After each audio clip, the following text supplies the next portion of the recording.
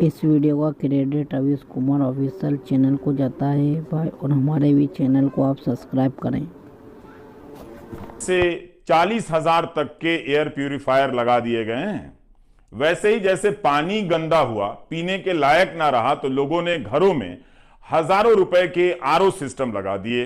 लेकिन air purifier लगाने से, आरओ सिस्टम लगाने से पानी की समस्या और हवा की समस्या का समाधान नहीं हो जाता है।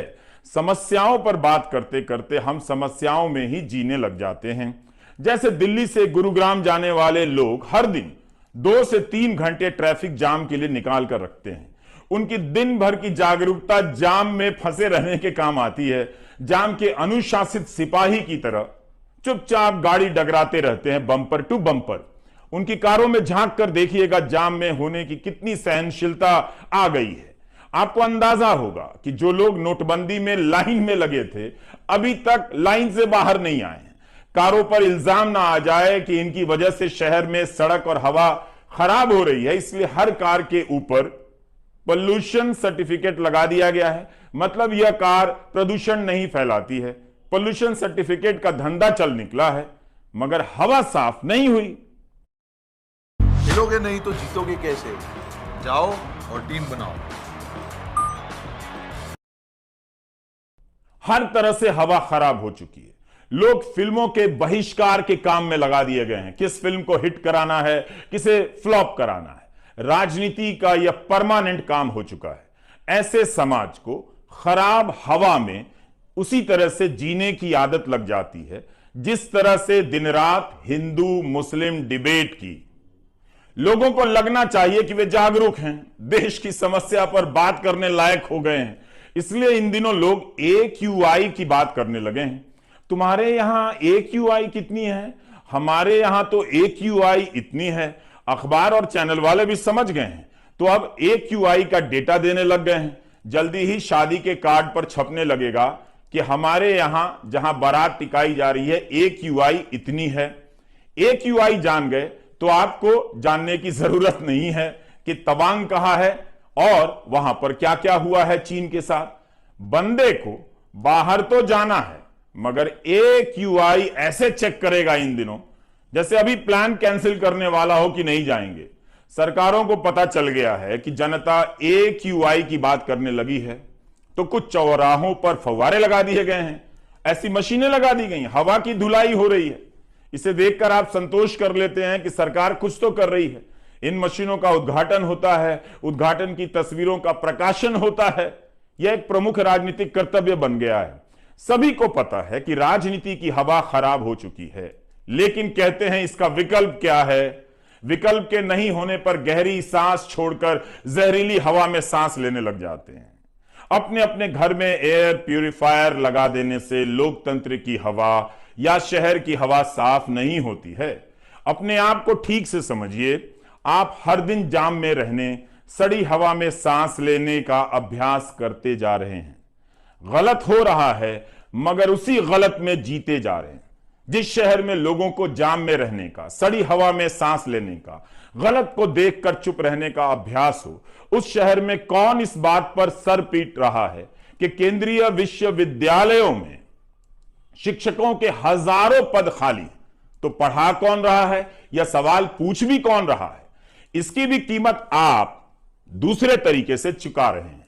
कॉलेज में एडमिशन फीस देकर कोचिंग में जा रहे हैं। ठीक उसी तरह से जैसे हवा सांस लेने लायक नहीं है, तो कमरे में एयर प्यूरिफायर लगवा रहे हैं।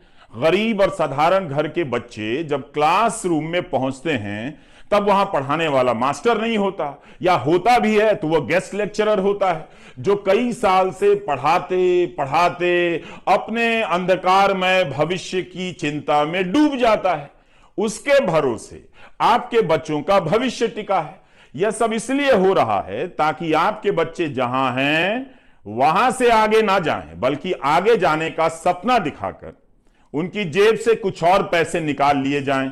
जैसे सड़ी हवा दिखाकर आपसे एयर प्यूरिफायर के पैसे निकलवाए जा रहे हैं। जो पढ़े लिखे हैं और जिनके पास पैसे हैं, वो जानते हैं कि यहां के विश्वविद्यालयों में कुछ भी नहीं रखा है, तो वे निजी विश्वविद्यालयों में लाखों की फीस देकर अपने बच्चों को बचा ले जाते हैं। ठीक उसी तरह से जैसे शहर की हवा सड़ गई है मगर घर में एयर प्यूरिफायर लगा लेते हैं।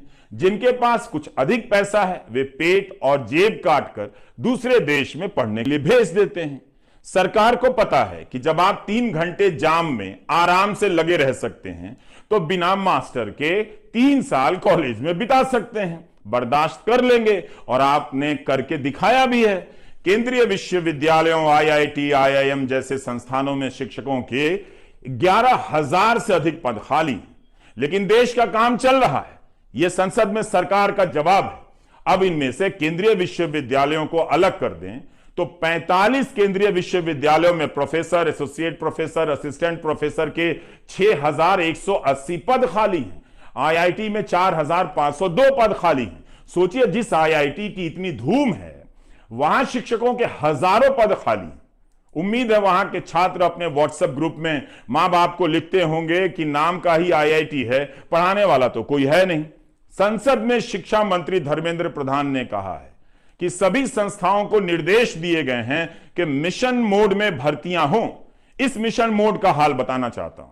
ठीक 4 महीने पहले जुलाई में यही सरकार लोकसभा में जवाब देती है कि 43 केंद्रीय विश्वविद्यालयों में शिक्षकों के 6,549 पद खाली हैं। 4 महीने में खास अंतर नहीं आया है। इतना तो नहीं कि लगे कि मिशन मोड में भर्तियां हो रही हैं। 6,000 से अधिक पद खाली हैं और भरे जाते हैं 369 के करीब। तो यह कैसे मिशन मोड हो गया? मंत्री जी ने पिछले साल सितंबर में कहा था, सितंबर में भी, कि केंद्रीय विश्वविद्यालयों के कुलपतियों को निर्देश दिए गए हैं कि 1 साल के भीतर 6,000 रिक्त पद मिशन मोड में आकर भर दें। 1 साल से अधिक समय बीत गया, भर्तियां वहीं की वहीं नजर आ रही। सितंबर 2021 से जुलाई 2022 तक 10 महीनों में 6,500 से अधिक खाली पदों पर मात्र 375 भर्तियां हुई हैं, जैसा कि संसद में दिए गए जवाब से जाहिर होता है। यह सरकार का जवाब है, लेकिन यह खबर अमीर लोगों के किसी काम की नहीं है। वो अपने बच्चों को विदेश भेज दे रहे हैं। आपके बच्चों का क्या होगा, यह खबर आपके काम की है। थोड़ा फ्लैशबैक में ले जाता हूं पीछे।